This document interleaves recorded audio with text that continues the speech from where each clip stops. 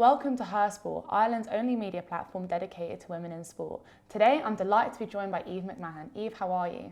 I'm good, thank you. It's great to be here. Oh, it's great to have you, and congratulations at the World Championship. So it's just brilliant news.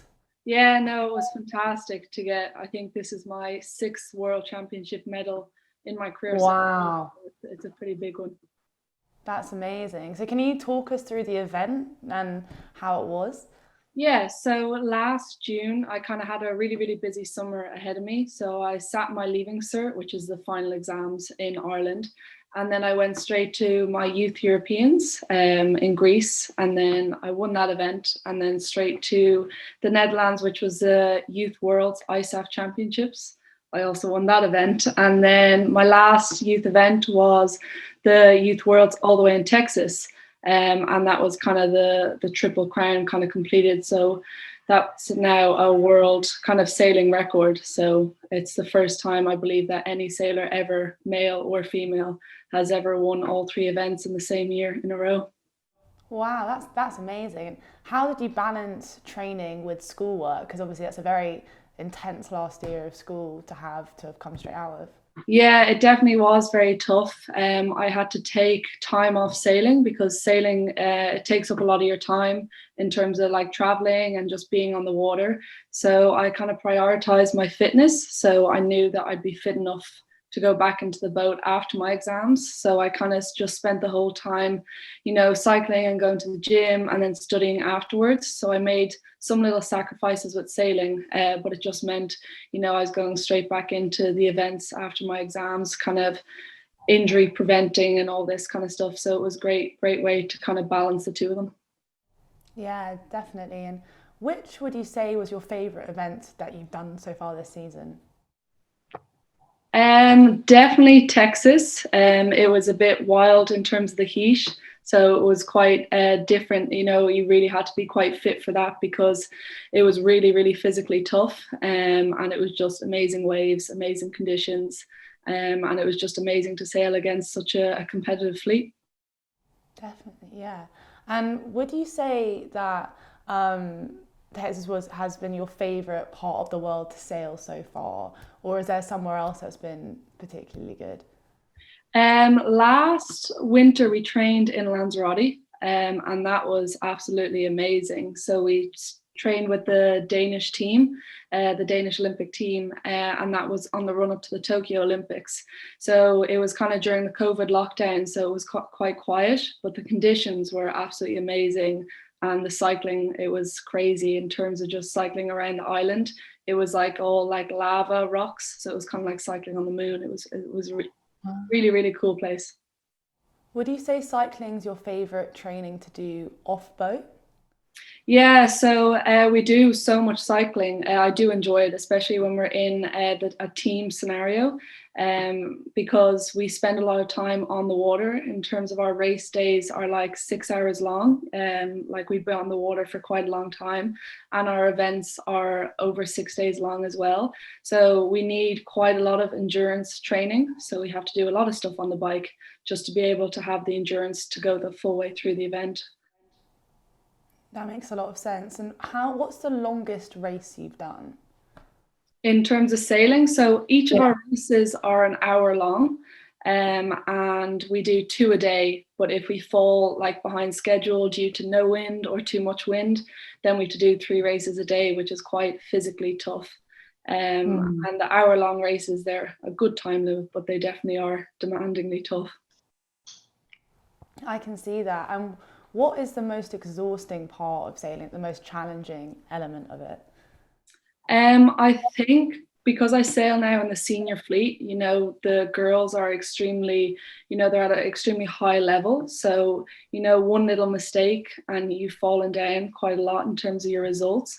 And the racing is so tough. So it's really quite hard, to be at the very top and stay at the top. You can't take your eye off anything. And, you have to always be concentrated the entire way through the event because the senior girls have such a high level of performance that any little mistake is very cost worthy. To go back to the recent season, how proud do you feel to be have gotten a triple crown? Yeah, I still actually can't believe it even now. It's been an absolutely surreal experience. And that was kind of those were my last under 19 events. So, there was a bit of pressure on me to kind of finish it off in a good way, pressure on myself that I push. But, to come off the water after the last race, knowing that I'd secured 3 triple crowns was absolutely amazing. Yeah, it is fantastic. And can you talk us through your recent silver medal in the under 21s? Yeah, so I've now left the under 19 category and I'm into the under 21 category. I'm just back from Portugal where I competed at the under 21 World Championships. It was an extremely tough event. We had not much wind at all. So there was kind of a lot of pressure to get the races on by the race committee out there. And like I said, our events are 6 days long, but we only got to sail 3 days out of those 6 days due to lack of wind. So it wasn't so much physically tough, that event, it was more mentally tough. And I was going into the last day in second place. And I was happy with my result, but I really wanted to push myself to see if I could get, another gold medal in the bag. But unfortunately, there was no wind that day and we couldn't sail. So it was a bit of a bittersweet moment for myself, but I'm absolutely delighted to have come away with second because it also secured me for Sport Ireland karting and to be on the Olympic team there for next year as well. And that's so exciting. That is so exciting. But for those kind of races, 'cause I remember seeing that days were cancelled due to lack of wind. Is that a common occurrence in sailing races, or was that particularly bad conditions? Those in Vilamoura where we were sailing, it was particularly bad. Usually when there's not much wind and it's quite hot, which is what we had in Vilamoura, a nice sea breeze usually fills in. But for some reason, God wasn't with us in that event. There was no wind whatsoever. And I suppose that sailing, you kind of just have to roll with all the punches. But it was very unfortunate, but it's still good outcome in the end. And you mentioned the Olympics, which is great, but in the immediate season, what's ahead for you? Yeah, so I'm going to be starting university and then we're heading out actually next week to the UK just to do a small little qualifier event, just a little weekend qualifier. And then we go to the Netherlands again and we compete at like a test event. So it's like a kind of like a small little mini Olympic test event, practice, run of everything.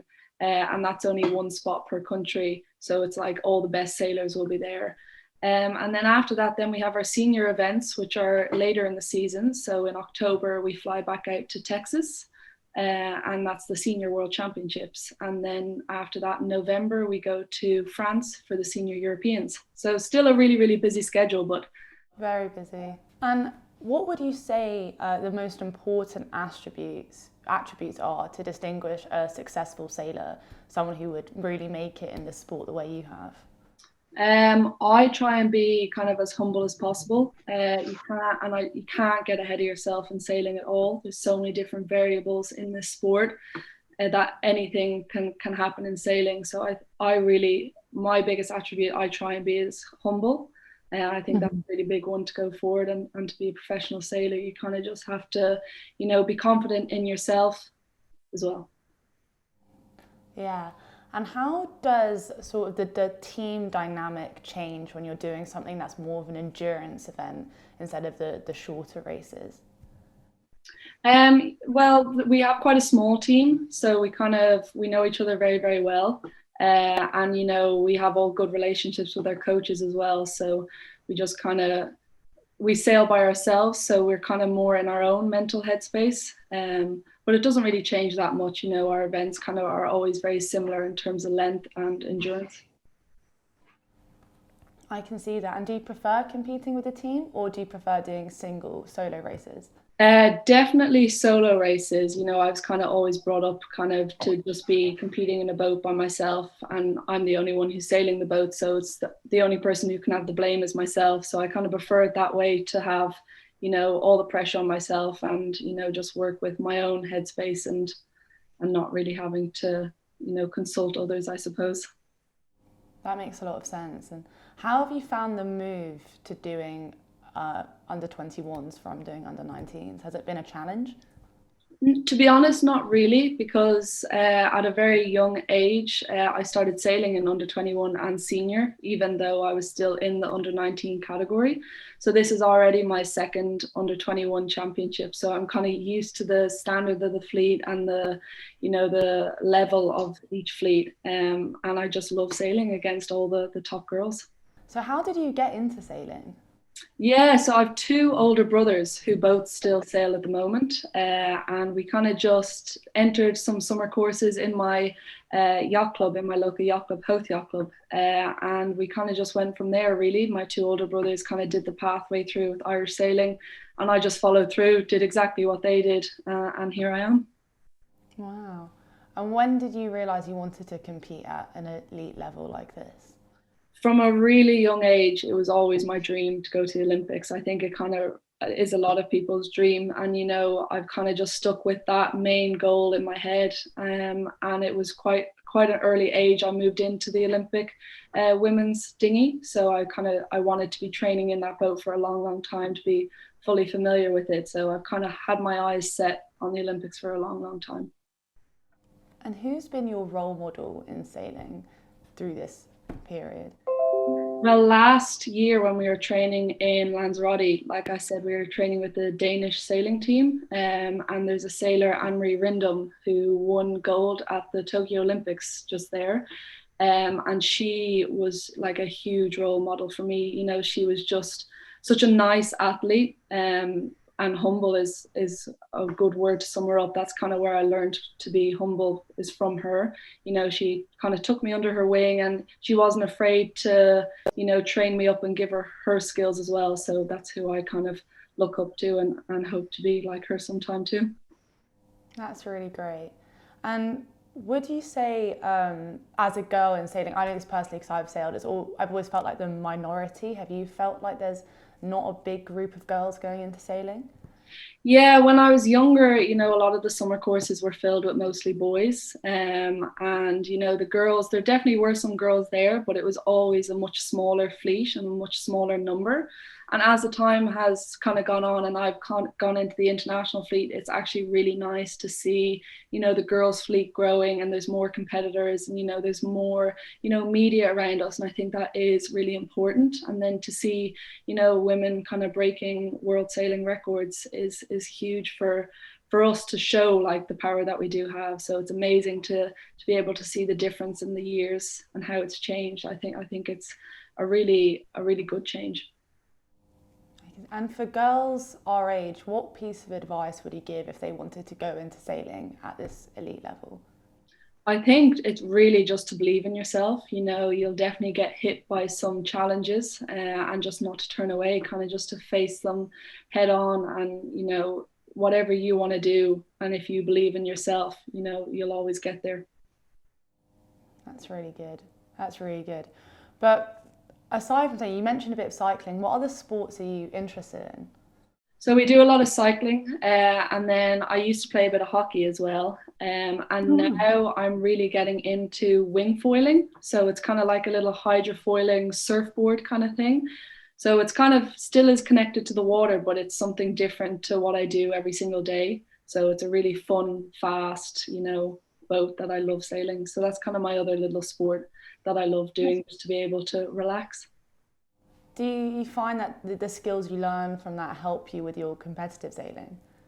Yeah, even just in the boat. So wing foiling, it takes a lot of balance, because you're just on one little hydrofoiling foil. So it takes a lot of balance. So it kind of translates through to my sailing as well. And when you were younger, was sailing always your main sport, or was there a period where there was another sport you thought you wanted to go into professionally? Sailing was always my main one, but I always made sure, to try all different sports. I was doing hockey and athletics, and, just to be able to have the social side of all the different sports when you were younger. That's what I felt was the most important thing, just after school, to be able to go out with all your friends. I think that was the most important thing, but sailing was always kind of my main focus. Yeah. And did you have friends that sailed, or was that sort of something unique to you and your brothers? It was kind of quite unique, but we made so many different friends through sailing, and that's why one of the reasons why I absolutely love the sport is because we go internationally and we make all these friends internationally, and it's so nice to be able to have connections from all around the world. I can imagine that. And from those sort of memories, what has been like your standout favourite memory that you've made through these kind of camps and international racing and meeting all these people?